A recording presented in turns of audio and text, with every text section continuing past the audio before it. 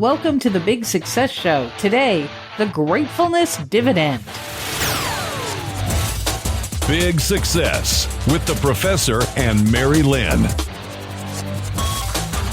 Now, here's something I never thought about before until we saw this research, that there's this gratefulness dividend that flows to those who fight off abundance denial. Now, that's a big word, abundance denial. We're going to talk about that today.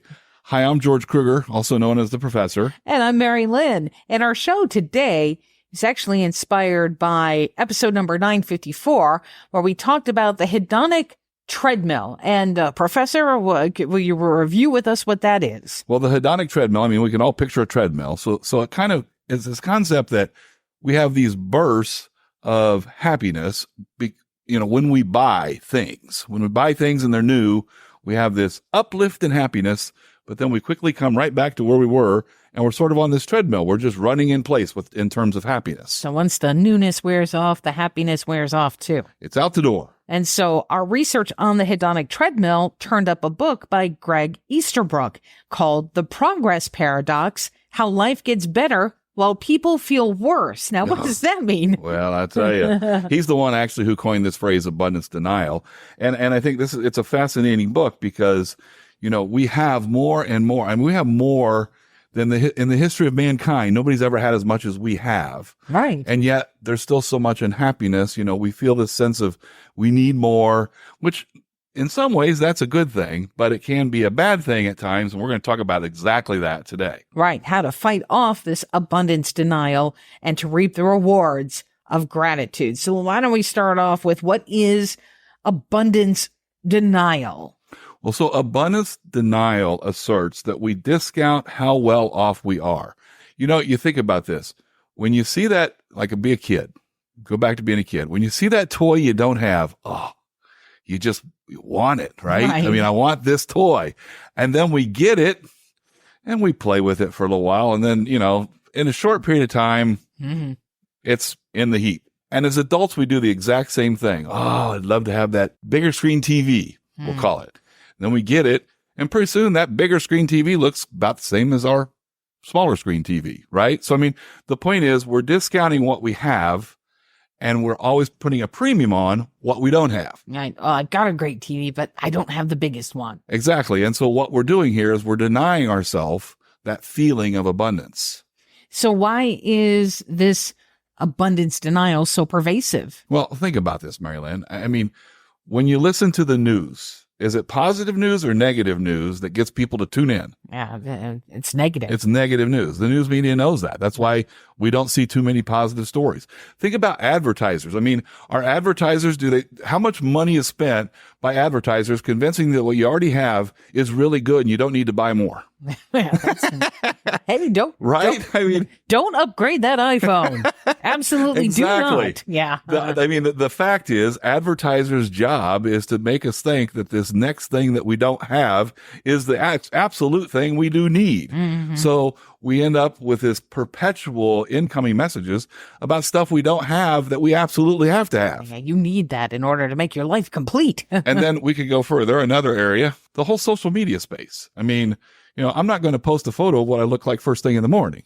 I'll post a photo when I'm all glamored up, right? Thanks to phone filters and any other things that I can. Precisely. And the point is, what we see is our friend's perfect life, right? It's the life that we would like to have all the time. That's what we post on Facebook or wherever. It's that perfect life, not the life we actually live, which is 99% of the time not that eventful. 1% of the time it is eventful, and that's what we record on Facebook. And then actually one more. There's one more, and that is just it's human nature. I mean, and this is a good thing. This is what keeps us evolving. It's human nature to want more. Like I said, that's good because that motivates us, but it also can harm us if we never stop to take time to be thankful. And to stop wanting more. Exactly. All right. So I guess that leads perfectly into how does this affect us, long term? Well, and it affects us because if we only see the clouds and never the silver linings, life is pretty gray. Things are good, but we don't see the good. That's pretty rough. And so we end up in this perpetual state of unhappiness. Happiness never grows.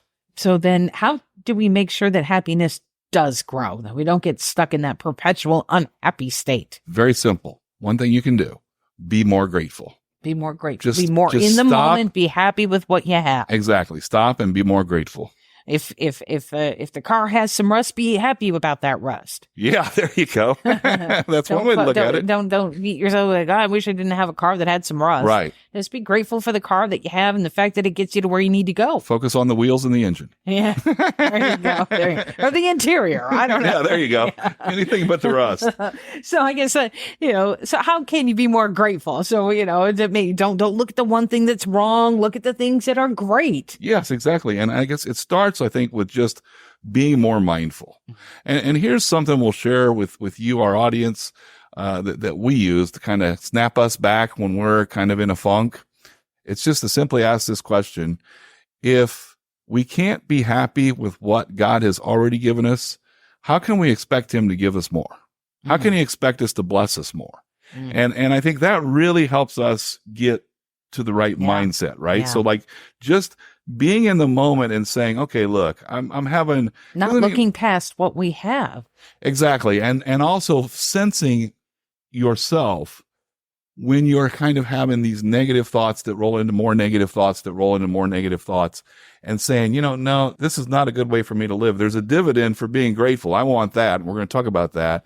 But just to really be in the moment and stop yourself and say, okay, I need to be aware of what is a blessing in my life. And the second thing then is to borrow a quote from Nike, just do it. Just be grateful, and especially when you feel yourself in that downward spiral, you're floating from one negative thought to another more negative thought to yet another more negative thought. Just do it. Just stop, pause, and be grateful for a minute. And, some people will do tally things that they're grateful for at night before they go to bed. Yes, exactly. 5 things that you're grateful for. Yes. Something like that. Just always making sure to keep what you're grateful for top of mind. Absolutely. And so number 3 is to make it a habit. Whether you do this before you go to bed, when you get up, at lunchtime, it doesn't matter. Just make it a habit to every day spend a little time being grateful. The 4th, Mary-Lynn, you just alluded to this. Yeah. Write it down. Make a list.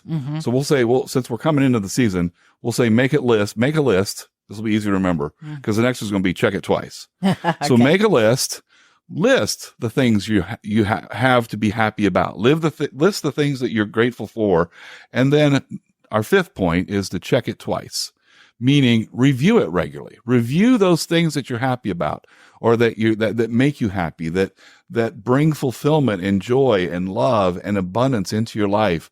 Write these things down and then review them regularly. And you're going to find it's really hard not to be grateful and feel a sense of abundance when you do these things. Exactly. And this does make a difference. Not only can you sense the difference that it makes right now, just listening and just thinking in your own minds about things that you're grateful for, but science and research shows that this makes a difference. Absolutely. Robert Emmons, who is considered the guru, the gratefulness guru, I guess we could call him, he wrote this wonderful book called How the New Science of Gratitude Can Make You Happier. And one of the things his studies show, and I find this just fascinating, they show that there is a gratefulness dividend, that people who make a habit of giving thanks are more likely to reach their big goals. And that's so important for us to remember that by giving thanks for what we already have, by what we've already achieved, by where we are, and even realizing that, there's obstacles. It's been tough to get here. It's going to be tough going forward, but I'm so happy to be right where I'm at. I'm grateful for it. I'm grateful for all that I've accomplished. That pays big dividends. That is going to allow you to reach your goals, bigger goals, and even faster. That's big success. And that brings us to today's big takeaway. Gratefulness brings greatness. Oh, I like that play on words there. That's good. That's good. And gratefulness is a part of abundant thinking. To help you with that, we created a free kit. It's called the Big Success Abundant Living System, 5 Steps to Living Abundantly. It's a great little kit that's packed with a whole lot of punch.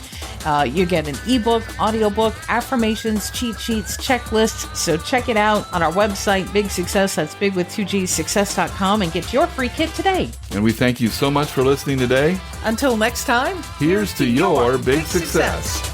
Find big success at biggsuccess.com.